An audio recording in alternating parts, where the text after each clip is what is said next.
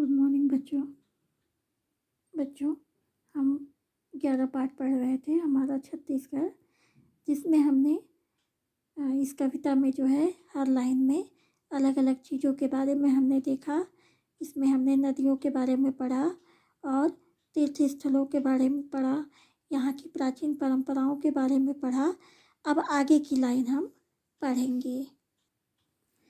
प्रकृति का क्रीड़ा स्थल कमनीय, यहाँ है वन संपदा अपार, भूमि में भरा हुआ है विपुल, कोयले लोहे का भंडार।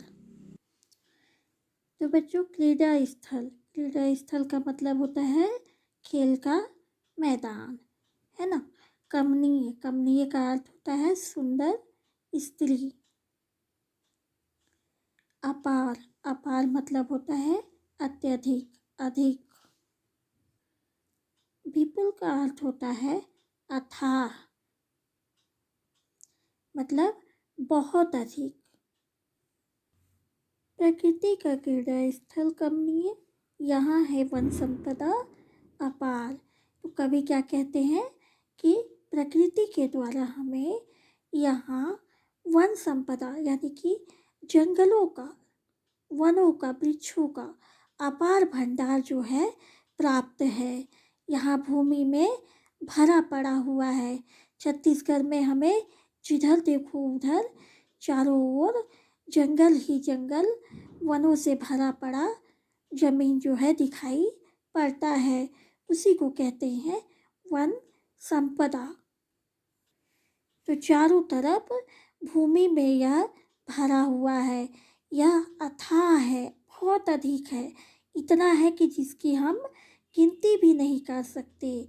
और ठीक उसी प्रकार से यहाँ छत्तीसगढ़ में ही हमें जो है कोयले लोहे का भंडार भी मिलता है, जो कि हम यहाँ जानते हैं कि यहाँ पर कोयला और लोहे का खदान है, जहाँ कोयला निकाला जाता है, लोहे निकाले जाते हैं। और इन खदानों में लोग नौकरी भी किया करते हैं, जिसमें से कोयला और लोहा निकाला जाता है। और इन सब चीज़ों के पाए जाने से, यानी कि वन संपदा, कोयला, लोहा, इन सब चीज़ों के पाए जाने से ऐसा लगता है कि हमारी प्रकृति जो है खेल का मैदान बनी हुई है। बिल्कुल खेल के मैदान की तरह से प्रतीत होती है ना। यहाँ पर जो है वन संपदा की तुलना जो है किससे की गई है? एक सुंदर स्त्री से। कमनीय मतलब क्या होता है? एक सुंदर स्त्री। तो इसीलिए बोला जा रहा है कि यहाँ पर पूरी प्रकृति को जो है एक सुंदर स्त्री से तुलना किया गया है, जिसके लिए हम जानते हैं कि हमारा छत्तीसगढ़ जो है कि बहुत ज़्यादा प्रसिद्ध है। क्यों? इन सब चीज़ों के कारण। यहाँ पर जंगलों की मात्रा ज़्यादा पाई जाती है, यहाँ पर कोयले, लोहे, हर एक चीज़ की खदानों का ढेर है, जिसकी वजह से हमारा छत्तीसगढ़ बहुत प्रसिद्ध है। यहाँ का है सुंदर साहित्य, हुए हैं बड़े बड़े विद्वान, कीर्ति है जिनकी व्याप्त विशेष, आज भी हैं पाते सम्मान। तो साहित्य का अर्थ होता है बच्चों इतिहास, है ना। इसमें जो है कीर्ति का जो है कि अर्थ होता है यश प्राप्त करना। उसी प्रकार से व्याप्त मतलब होता है फैला हुआ। फिर सम्मान का अर्थ तो सभी जानते हैं, किसी को आदर देना। किसी से हमको आदर प्राप्त करना है तो सबसे पहले क्या करना पड़ता है कि हमको दूसरों को आदर देना ज़रूरी होता है। जब तक हम किसी का सम्मान नहीं करेंगे तब तक कोई हमारा सम्मान नहीं करेगा। इसीलिए कहा जाता है कि अगर आपको किसी से सम्मान प्राप्त करना है तो पहले उसको आदर देना सीखो। यहाँ का है सुंदर साहित्य, हुए हैं बड़े बड़े विद्वान, कीर्ति है जिनकी व्याप्त विशेष, आज भी है पाते सम्मान। कवि क्या कह रहे हैं इसमें? कवि कहते हैं कि हमारा छत्तीसगढ़ राज्य का इतिहास बहुत ज़्यादा प्राचीन और सुंदर है, काफ़ी प्राचीन और सुंदर है। ऐसे बड़े बड़े विद्वान जो है यहाँ पर पैदा हुए हैं और जिनका कथन दिया गया है, जिनके बारे में बताया गया है, जिसका यश यानी कि जिनकी कीर्ति जो है आज भी प्रकृति विशेष में मिलती है हमको और यहाँ के लोगों के द्वारा भी सुनने को मिलती है। सभी लोग जो हैं यहाँ के बड़े बड़े विद्वानों के बारे में बताते हैं और उनके बारे में हमको इतिहासों में पढ़ने के लिए भी मिलता है। ठीक उसी प्रकार से इन विद्वानों को विशेष सम्मान भी प्राप्त है और इन लोगों को आज भी विशेष सम्मान दिया गया है जन समुदायों के बीच में, यानी कि आम जनता के बीच में। क्यों? क्योंकि ये बड़े बड़े विद्वान आज भी लोगों के जुबान पर होते हैं, यानी कि लोग इनको आज भी याद करते हैं, जिनके द्वारा हमारा छत्तीसगढ़ बहुत आगे बढ़ा और बहुत नाम कमाया। कौन कहता यह पिछड़ा हुआ अग्रसर है उन्नति की ओर, कटोरा यही धान का कलित, चाहते सभी कृपाद्रिक कोर। तो बच्चों, अग्रसर का मतलब होता है इसमें आगे की ओर बढ़ना, उन्नति मतलब तरक्की। फिर कलित, कलित का अर्थ होता है सुंदर और कृपाद्रिक, कृपाद्रिक का मतलब होता है चारों ओर कृपा बनी रहे। कौन कहता यह पिछड़ा हुआ अग्रसर है उन्नति की ओर, कटोरा यही धान का कलित, चाहते सभी कृपाद्रिक कोर। कहने का अर्थ है, कवि जो है कह रहे हैं कि कौन कहता है कि हमारा छत्तीसगढ़ राज्य जो है पिछड़ा हुआ है, यह तो उन्नति की ओर आगे बढ़ रहा है और आगे बढ़ता ही जा रहा है, उन्नति की ओर है, तरक्की की ओर है। जैसे कि हम जानते हैं हर जगह यह बताया गया है कि छत्तीसगढ़ को धान का कटोरा कहा जाता है। यह धान का कटोरा कहलाता है। सभी जानते हैं कि ईश्वर की कृपा इसी तरह चारों ओर बनी रहे, मतलब सभी की यही कल्पना है और सभी लोग जो है इसीलिए देवी देवताओं को पूजते हैं और सभी के मन में यही भावना होती है कि ईश्वर की कृपा हमारे छत्तीसगढ़ पर इसी तरह चारों ओर बनी रहे। इसीलिए यह छत्तीसगढ़ जो है क्या कहलाता है, धान का कटोरा कहलाता है। धान के कटोरे के नाम से छत्तीसगढ़ हमारा बहुत प्रचलित है। ठीक है बच्चों। नहीं यह कभी किसी से न्यून, अन्न तेज करता है उपकार, उर्वरा इसकी पावन भूमि, अन्न उपजाती विविध प्रकार। तो बच्चों, इस लाइन में न्यून का अर्थ होता है छोटा और उपकार का अर्थ होता है एहसान करना। उर्वरा मतलब उपजाऊ भूमि, है ना। पावन भूमि जो होती है उपजाऊ भूमि।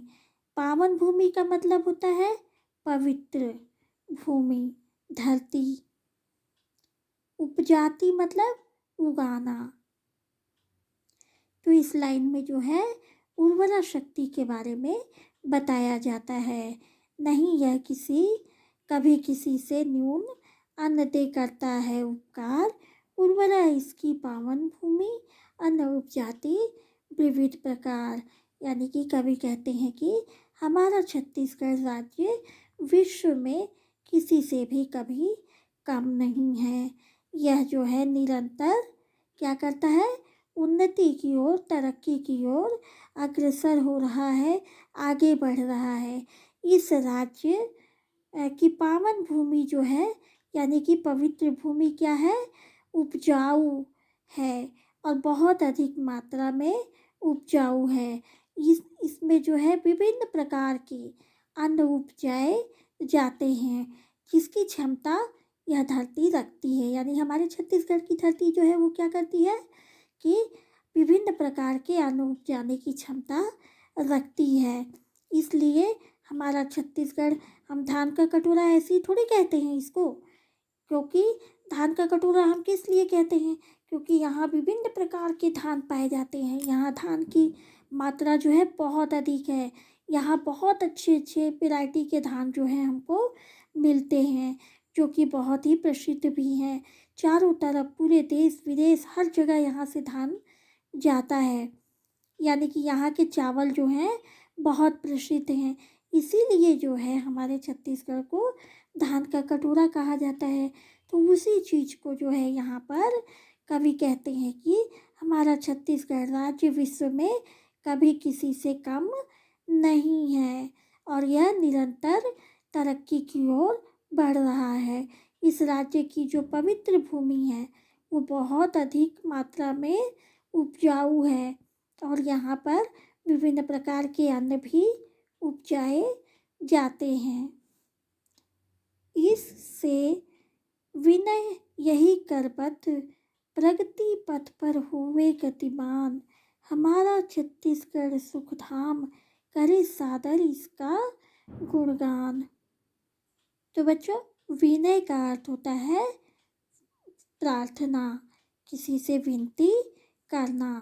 करबद्ध मतलब हाथ जोड़कर। गतिमान यानी कि चलना, चलते रहना। गुणमान, गुणमान मतलब यशगान, है ना। कि गुणगान मतलब यशगान, किसी का गुण का गान करना। तो बच्चों, इस लाइन में जो है इससे विनय यही करबद्ध प्रगति पथ पर हुए गतिमान, हमारा छत्तीसगढ़ सुखधाम करे सादर इसका गुणगान। यहाँ पर कवि क्या कह रहे हैं? कवि जो है इन पंक्तियों के माध्यम से यह कहना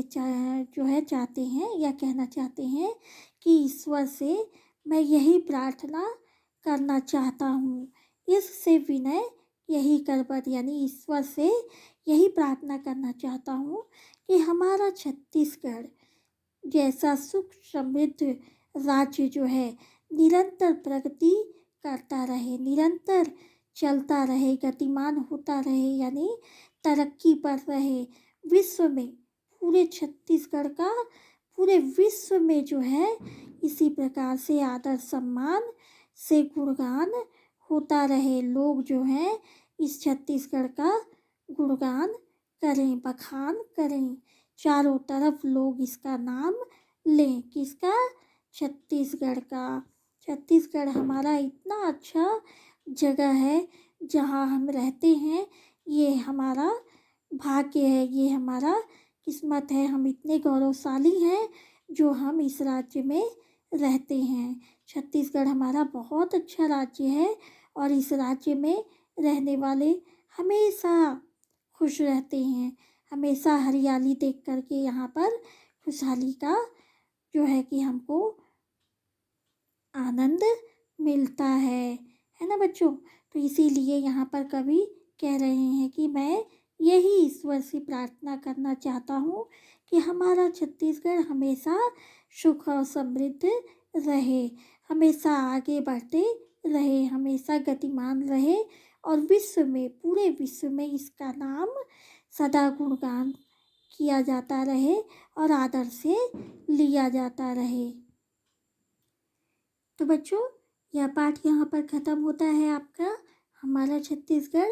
जैसे कि हम छत्तीसगढ़ की गौरव गाथा इस पाठ में हमने पढ़ा, है ना। इसकी गौरव गाथा के साथ ही यहाँ की पावन नदियाँ, ऐतिहासिक धार्मिक स्थानों और प्राकृतिक संपदा के बारे में हमने पढ़ा। इसमें प्राकृतिक संपदा मतलब वन संपदा, कोयला, आपको जो है यहाँ पर लोहा, इन सब चीज़ों के बारे में पढ़ने को मिला। इसी को कहते हैं प्राकृतिक संपदा। साथ ही यहाँ के सभी रहने वाले जो है किस प्रकार के होते हैं?